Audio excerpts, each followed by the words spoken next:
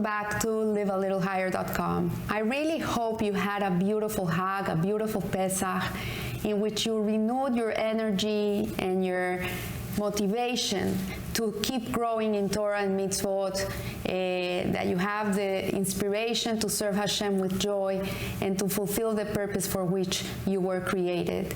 This week we read Parasha Acharei here in the diaspora. Actually in Israel they're one parasha ahead, they're reading Parasha Kedoshim. So Parasha Acharei begins with the verse, God spoke to Moshe after the deaths of Aaron's two sons, Nadav and Abihu, who drew close to God and died.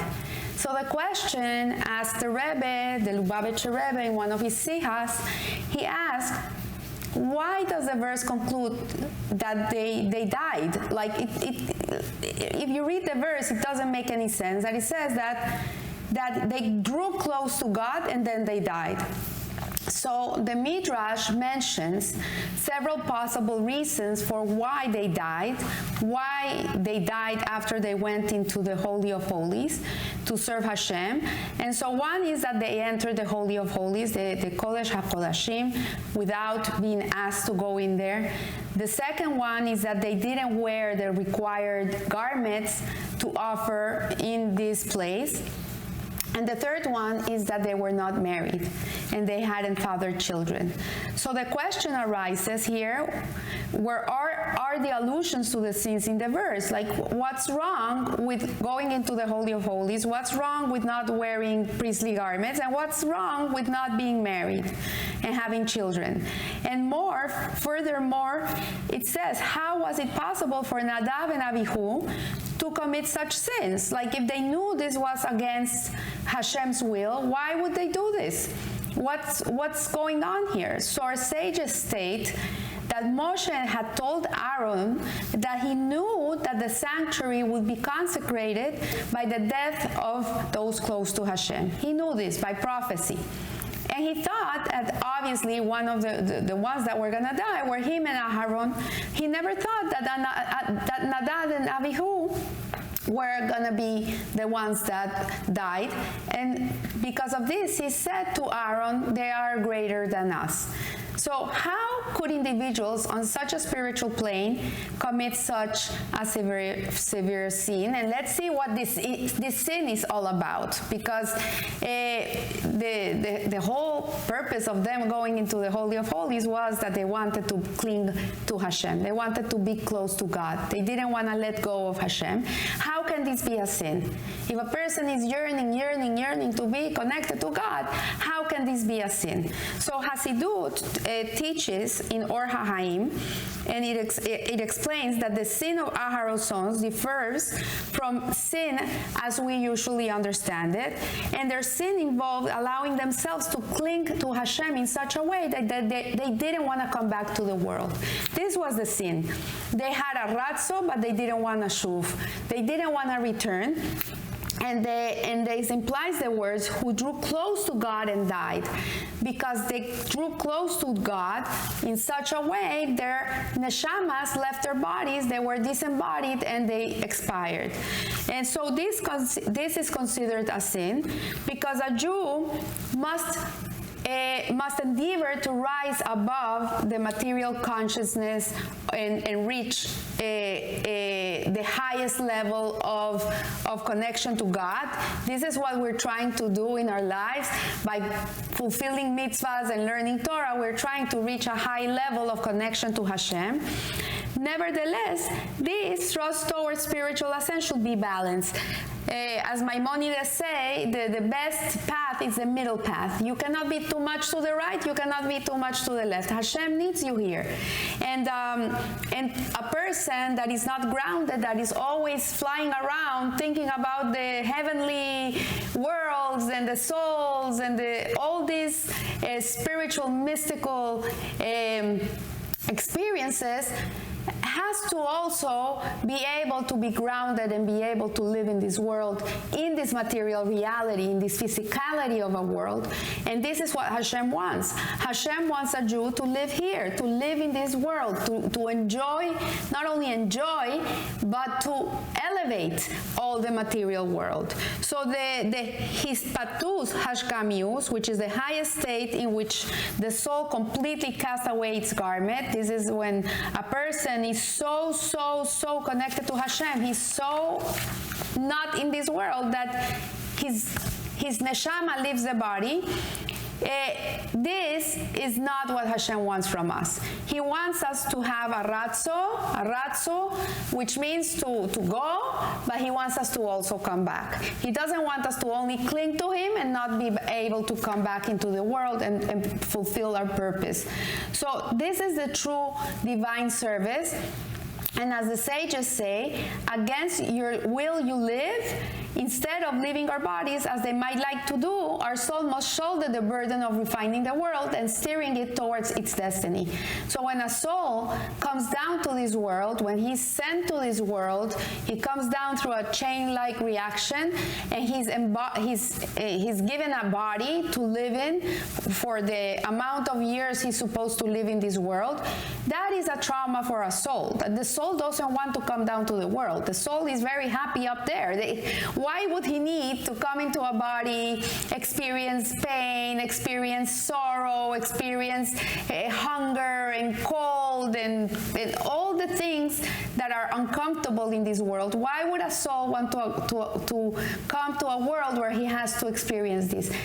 Why? It doesn't make any sense. So that in reality, the soul doesn't want to come down. The soul wants to stay up there, basking in the rays of divinity. Hashem wants that soul to come down. And what's the whole purpose of a soul coming down to the world? Why would Hashem invest himself in a soul? And it is because Hashem wants a dwelling place down here. He wants an abode in this world, in the lowest of the lowest. And to be able to have a house in this world, he needs to have people that will live in this world and make a home for him. So this whole idea of Nadav and Abihu clinging to God in such a way that they expired, in reality shows that they rejected their mission. They didn't want to come to this world to create a home to God. They were selfish in a way, because the only thing they wanted was to connect to God, but they didn't want to do what Hashem wanted them to do. So to highlight this concept, the verse states, and they died, although it already mentions their death. What was their sin? So they allowed their souls to expire. Their yearning was not balanced with a commitment to worldly service. So there's something that is very important to understand, and this is where bitachon taps into the picture, trusting Hashem. Trusting Hashem in reality is a commandment of the Torah. We are commanded to trust God. If we see the first commandment of the Torah, I am God, your Lord, who took you out of Egypt. In reality, what it's telling you is, I take you out of Egypt. Trust in me. I am your God, your Lord, that takes you out of Egypt. So in reality, we have to trust Hashem. We have to have our reliance on God and understand that the world is not random. We are not in a vacuum. Everything that's happening around us, every experience we experience, everything we see, everything we hear, everything we taste, everything is designed specifically for our mission and purpose in this world, which is to create a home for Hashem. So based on the above, we see that the sages say they enter the Holy of Holies. Their yearning for God without thought of worldly involvement, it propelled them further and further into the sanctuary without concern for any limits. They were not thinking about God. They were not thinking about God, and this is where the problem starts, because they were not thinking, okay, what's my purpose in this world? Why am I here? What's the whole purpose of me being in a body, having a soul, having a world that is material around me? What's the whole purpose of this? They didn't ask these questions. They were just like, we want to be up there. We don't want to be down here. So there's two ways to have a relationship with God. And it's a very thin line, it's very subtle. When you do a mitzvah, usually people do mitzvahs because they want to show Hashem that they love Hashem. They want to show Hashem that they love Him. They want to earn the world to come. There's many reasons, intentions of why a person keeps a mitzvah or learns Torah.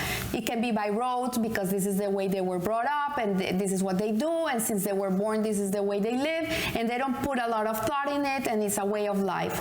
Other people are trying to grow as a human being. They want to be better. They want to better themselves. They want to refine themselves. And all this is beautiful. And everything comes with fulfilling Hashem's desires. When you do a mitzvah, you're fulfilling Hashem's will. Even if you do it for the wrong reason, at the end you're going to end up doing it for the right reason. Teachers are sages that do it anyways. But the true intention, the real intention a Jew should have when he fulfills mitzvot is that he is fulfilling the will of Hashem. I'm doing this because this is what Hashem wants.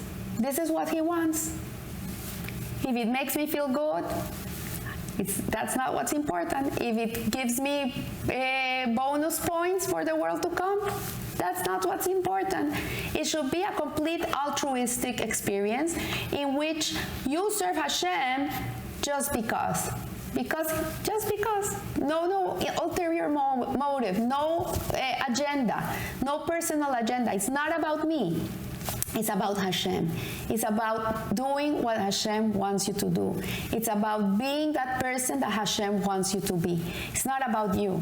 And this is, I feel, really the big difference between other religions or philosophies in which people, and even Jewish religion, if it's taken in this way, because it can be taken in this way, in which people are trying to be better and trying to be more loving and trying to be more giving and trying to be better people, which is great. We should be doing that too. But the outcome of serving Hashem in a way in which we're doing it for Him and not for us, with no selfishness involved, we're doing because this is why He created the world, this is what He envisioned, and this is what He dreamed about, and we do it for Him, ultimately will bring all the other things together. You're going to be a better person. You're going to have a reward in the world to come. You're going to live a better life. All that comes in the package deal. So Rashi states that the purpose of the instruction, do not enter the inner sanctuary at all times, it is in this manner that he should enter the sanctuary, was to warn Aaron and his descendants not to engage in the kind of divine service practiced by Nadav and Abihu, because they would suffer the same fate.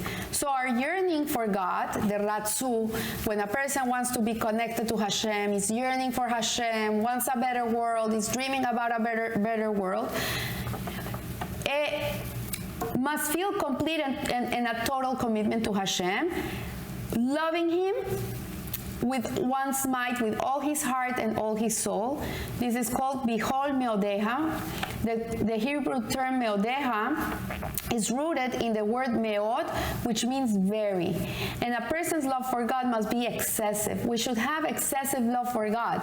This is why addiction exists, and we are ADDs, and all these things that the world is trying to fight. In reality, they're gimmicks that are put into us. They're our chip. We're wired like that, but we should use it for the service of Hashem, and only for that. So the person's love for God should be excessive, taking him beyond his natural limitations, and as long as one's love can be associated with motivating rational or has limits, it is not with all your might.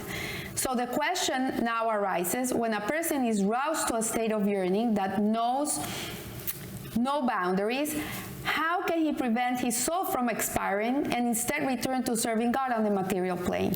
So if a person, like, look, it's telling us here, you have to bring that love of God. And the Tanya explains it, how do we arouse this love for Hashem, which is it's in us. It's not something that we have to acquire. It's something that is within us. The thing is, it's doormat. We have to awaken it. We have to bring it out. And how do we do it? We do it by meditating on Hashem's greatness. When you sit for a moment and you look at the world and you look at the perfection of everything He creates, and all the water, the oceans, the sky, the birds, all these things that are creations of Hashem, and when you see the perfection and you see how the whole world is so perfect, the body, the human body, the cells, the organs, how the body functions, and you meditate on these things, you are gonna arouse within you a great love for Hashem. You're gonna feel like full of love for Hashem when you acknowledge the kindness He does for you every day. Every little thing you have, every little thing He helps you do everything you do. You're gonna be able to feel a huge love for Hashem. But this love that arises in us, and a person is aroused to this level of love where there's no boundaries, he has to shove. He has to come back. The whole purpose of inspiring ourselves and feeling this love for Hashem is to come back to the world and use that feeling and bring it to the world. So one must exercise caution in regard to the very first stages of yearning for God. There's a story of the Lubavitcher Rebbe that when he used to sit and give his mimers, the sihas, he used to sit around many people and give these very profound, deep concepts of the Torah. He used to grab himself to a handkerchief, like wrap it around his hands and grab himself, because he would arise. He would rise up to such levels that he had to ground himself to the world to be able to remember to come back down. So we're not in this level. We're not in the level of these people. But what's important for us to understand is that when you have an aha moment, when you do have a moment of inspiration, of awakening, of wow, you have a new insight, you have a new inspiration, the whole purpose of that is for you to come back to Shuv and to spread it to the world. So this is what the sons of Aaron were supposed to do, because they were selfish in their love for Hashem. They expired. And there's a Talmudic passage that explains this beautifully. It says that there's four entered into a mystic experience referred to the Pardes. There were the Ben Asai glanced and he died. The Ben Zoma glanced and was injured. There was another one that went in, that I don't remember who it was, and he came out crazy. And then Rabbi Akiva entered in peace and he came out in peace. So what is this talking about? What's the whole tractate in the Talmud? What is this talking about? It says that the difference between Rabbi Akiva and the other sages that went into the Pardes is that Rabbi Akiva approach to this mystical experience that he had is that he went in with the intention of grasping the spiritual to come back and bring it to the world. He had peace. He went in peace and he came out in peace. As the difference with the other sages, they went in to find something for themselves. They were not in there looking for what does Hashem want from me. They went in there to look for something for themselves. And that's why all these things happened to them. So Rabbi Akiva, he departed in peace because he entered in peace, and he entered with the intent of fulfilling God's will and establishing peace between the heavenly fellowship and the earthly fellowship. His whole purpose was to bring the peace of the heaven down to the earth. And so for this reason, the command begins, do not. The emphasis is on self-nullification, that a person should not seek only personal closeness to Hashem, but rather should desire nothing else but the fulfillment of God's will. The whole purpose of getting close to God is to fulfill his desires in this world. That's the whole purpose why we should attach ourselves to Hashem, is to be able to bring godliness to the world. This is the whole purpose. So I want to leave you here. I wish you a blessed week. And remember, live a little higher. Thank you.